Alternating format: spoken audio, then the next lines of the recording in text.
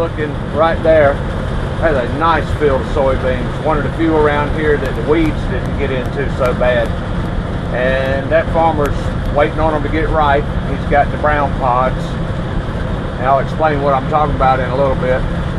And I'm coming up here on another field of soybeans. There's some cotton, they didn't pick that. But right over here to the left is another field of soybeans, the same farmer. See him right there. Brown pods, he's waiting on them to get right. Nice field, another one of the few fields around here that the weeds didn't take over. But these tires, and there's another little spot right there. But these tires on this truck are like 10-ply sidewall, and they're old nylon bias type tires. The truck's been sitting, so they got flat spots on them, and they're cold. So by getting out here and running down the road a ways, I get the flat spots out and warm up the tire. And by the time I get over to where the tire store is at, to get my tire pressure right, it'll work out right for me. This tires on this truck, you want, best I can remember, of course I'll go in there and ask my buddy again, he'll look at me and he'll tell me, but I think it's 80 PSI in these tires that they like to have. And the reason I go over there, I got a little 20-gallon 4-horsepower air compressor in the shop, and it does about everything I want to do except inflate these tires. It'll take you about an hour because you can get to 120 PSI and then the cutoff switch cuts it off. I need 80 PSI in these tires. Anyhow, it's just too slow. And I got a real nice relationship with this tire store that I'm headed to. And they'll actually let me come over here and do this myself with their compressor and their gauge for free. They got a real nice gauge too. Works real good. A really nice tool right here. I don't have anything that nice at the farm, but take that off. Now when I push this on here like that, I can see that there's 66.5 PSI on that tire. And then I squeeze that little handle right there and start putting air in it. And there was what's coming at it's 137.5 PSI off of the supply tank. And I stop and I'm up to 71.5. I'm headed to 80.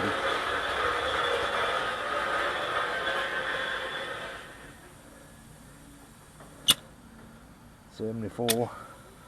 See, this would take forever with that little tiny compressor I got out at the farm. So this is a real convenience that they would let me do this. 77.5. Ugh, rock's killing my knee. I have to stop. 80, right where I want to be. Perfect. We're there. Oh, man, putting the knee down on that rock hurt. All right. And that's pretty much what I'm going to be doing 5 more times. 4 tires on the back, these 2 on the front. You get the idea how nice this is to be able to come down here and do this. Find me a block to sit on right here. This ground's wet. Put my knee down on a rock over yonder, and that hurt. And I'll give you one more view of what's going on here. Now this stem is pointing away from me, so I got to wedge this up in there like so, and it just so works out real sweet that I can wedge it in there and it'll hold itself. And right now there's 67 PSI in that tire and I want 80. Alright, so I'll kind of hold that, keep it from jumping off, and squeeze the lever, and supply, somebody must be doing something inside, supply down to 114. We'll let it go a little bit and stop. Now we're up to 71.5. Let it go a little more. But this truck will ride so much better with the all 4 rear tires even at 80 and the front 2 tires even at 80. And now we're at 74.5 or a little more.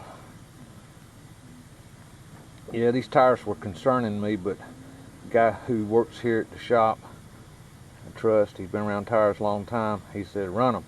There's nothing wrong with them. Alright, 78.5, getting there.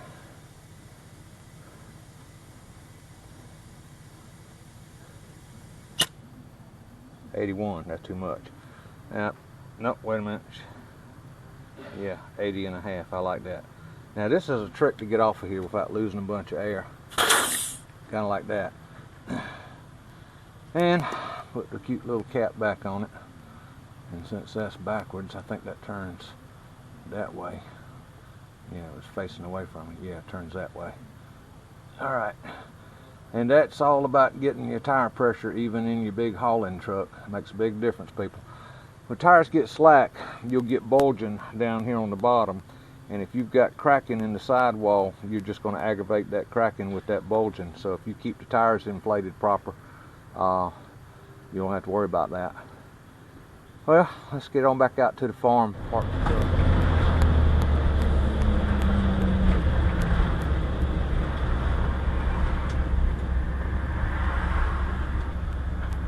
So glad I took the time and the money to fix the brakes on this truck, and I can stop it with just pushing the brake pedal now and not having to go through all that pumping on the brakes.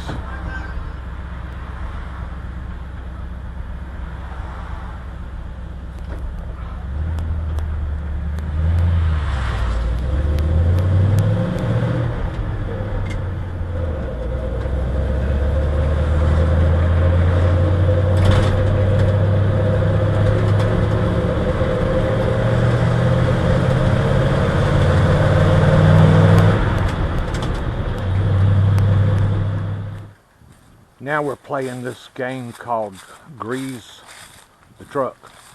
All the grease fittings, upper and lower on the front steering there, upper and lower on the front steering there. There's a grease fitting in here on the mechanical transfer for the clutch. And then I'm into the drive shaft now. I've gotten the piece, the universal joint right behind the transmission, and now I'm going to the it's a two-piece drive shaft in this truck, and getting up under here to this place right here. All right, the fitting's always got to be pointing away from you. Wait a minute, we're getting a deal this time. The fitting's right down here where I can see it. Yeah, down here in North Carolina, it's a grease fitting or fitting. I guess we don't acknowledge that Zerk fella that invented them. And that's a good thing I decided to do this. That one was dry. Now I'm finally starting to get some blow through here. Yeah.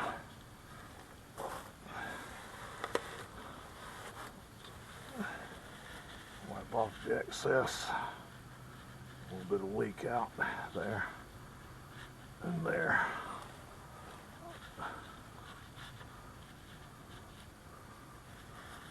If you don't wipe that excess off, it'll sling it all over the place when that thing's spinning around. But you need to put enough in there that it blows out a little bit. And get that up under there, nothing observed that's going to be a real pain. And the next one is way back here. Hey, I can get to it. There it is. Right there. Alright, get my... That was way too convenient. Let's see here. That goes on right there. And this in my hand right here. Alright, fall off. Yeah, I'm not using that quick coupler thing on this. I don't have it on there. 1, 2, 3, 4, 5, 6, 7. Yep, there it went. A little bit more.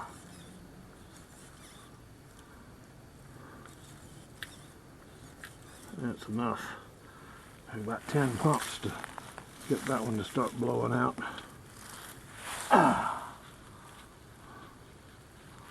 Wipe off the excess. Like I said, it'll just sling it all over the place if you don't.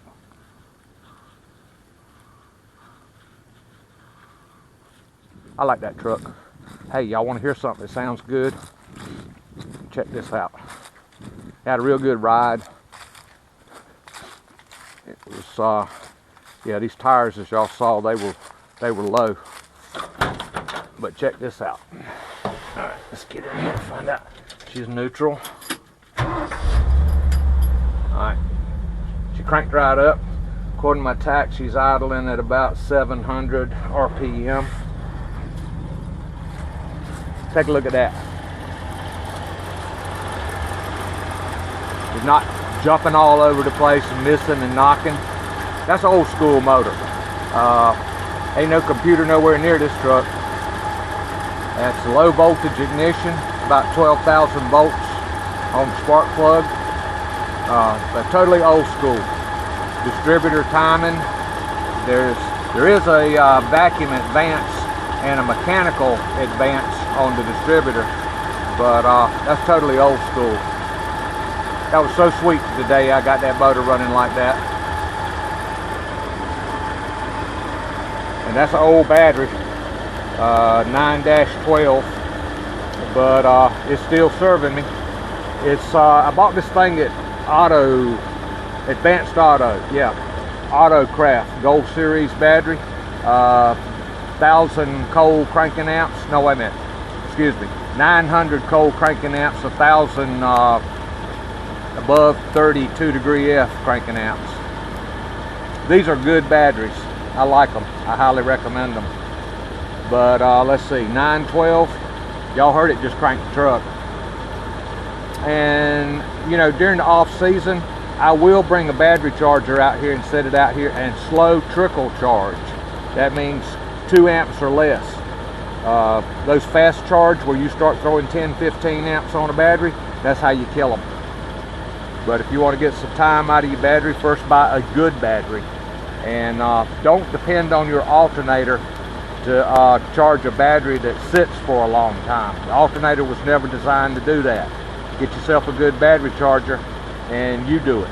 And you can get a lot of years out of your batteries that way. But I'm well pleased with that motor.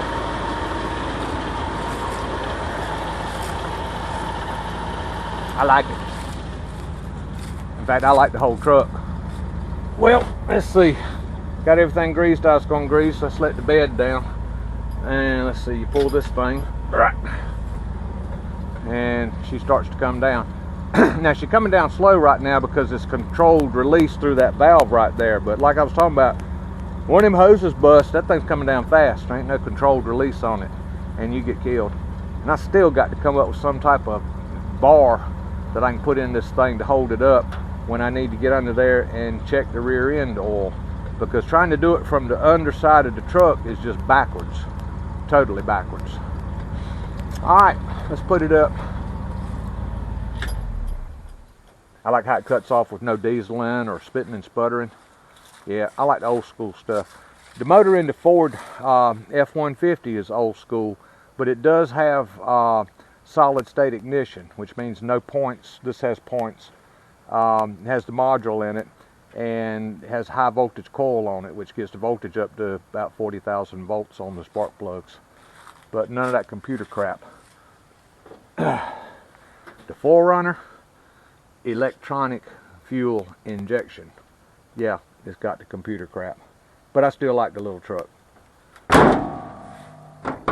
And that works. Locks it down. Well, the video's gotten a little bit long here on truck servicing and stuff, but you keep your tire pressure right and you'll get a whole lot better service life out of your tires. Give you a close-up view. That tire's been on this truck, I can't remember, it's from the first year without the truck, then I got the truck and I run it 1 year with the crappy tires, and then I had enough money the next year to get the tires, so that'd be 19 minus 2, that'd be 17 years. All right, tire's been on the truck 17 years. The boy looked at them today down at the tire store and he laughed and said, "Run them." And I said, "Thank you." But I'll give you a close-up look, and you see there's that cracking that I was whining and complaining about is very minor. And that's let's see, how many ply is that thing? 10 ply, 12 ply, something like that. I ain't got my glasses on. It's written in that fine print right there. So I'm gonna run them another year. Nothing I'm blew up in my face when I was getting them up to 80 psi. Everybody, soybean farmer, thanks a bunch for watching. Bye, y'all.